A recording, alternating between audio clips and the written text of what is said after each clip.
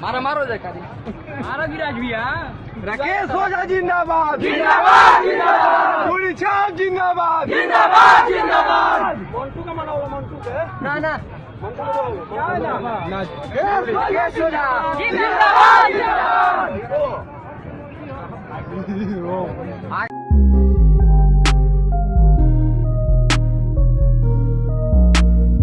नमस्कार, भारत लाइव देखना शुरू कर चुके हैं आप। बिहार विधानसभा चुनाव को लेकर के सभी तैयारी तो खत्म भी हो गई। अब जो है आज बिहार विधानसभा चुनाव का प्रथम चरण का जो मतदान है उसकी तिथि है, यानी कि प्रथम चरण का जो मतदान है वो आज हो रहा है। ऐसे में क्षेत्र के जिस विधानसभा क्षेत्र में आज प्रथम चरण का मतदान है, जो प्रथम चरण के विधानसभा चुनाव में पड़ रहे हैं जो क्षेत्र, वहाँ की जनता लगातार घर से बाहर निकल करके आज मतदान कर रहे हैं।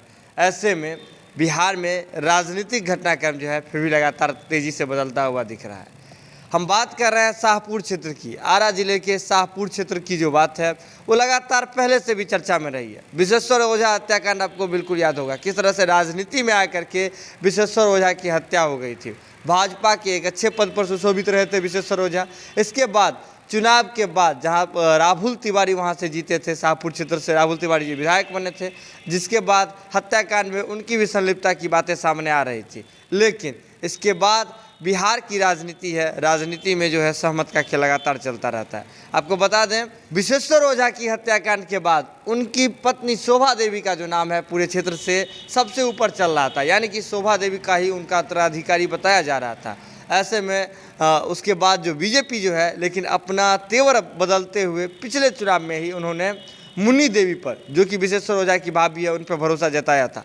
लेकिन इसके बाद अब जो है फिर से शोभा देवी का नाम चर्चा में था, सबसे शीर्ष पे था। वो खुद दावेदार, सबसे बड़ी दावेदार बन के सामने उभरी थी। लेकिन इस बार भाजपा ने फिर से शोभा देवी के बदले मुन्नी देवी, जो उनकी भाभी हैं, पूर्व विधायिका रह गई हैं, उनके नाम पर भरोसा जताते हुए भाजपा ने उन्हें टिकट दे दिया। जिसके बाद से विश्वेश्वर ओझा और उनके समर्थकों में इस बात को लेकर के खासा नाराजगी है।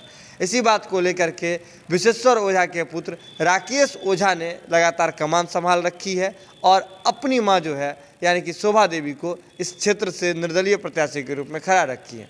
ऐसे में जब स्टार प्रचारकों का दौर है, एनडीए खेमा के स्टार प्रचारक अश्विनी चौबे जब उस क्षेत्र में पहुँचते हैं, वहाँ जा कर के जब जनसभाएं करने के लिए जाते हैं, उस दौरान विश्वेश्वर ओझा के जो समर्थक हैं लगातार उनका विरोध करते हैं और उनके जनसभा में, यानी कि एनडीए के जनसभा में जो है जा कर के राकेश ओझा जिंदाबाद और शोभा देवी जिंदाबाद का जो है नारा लगातार लगता हुआ दिखता है। ऐसे में जब टिकट काटने की बात आती है, किसी भी दल के हों, किसी भी जगह से हो, जब टिकट काटा जाता है तो उनके प्रत्याशियों में, उनके समर्थकों में इस बात को लेकर के नाराजगी भी रहेगी। और हो भी क्यों नहीं, क्योंकि जब भाजपा के एक अच्छे पद पर सुशोभित रहे थे तो सम्मान इज इक्वल टू जो टिकट वाला जो फॉर्मूला था वो जब नहीं दिया जाता है तो ऐसे में तो ये राजनीतिक विरोध जो है होना तय ही माना जाता है। खबरों का सिलसिला लगातार भारत लाइव पे जारी है।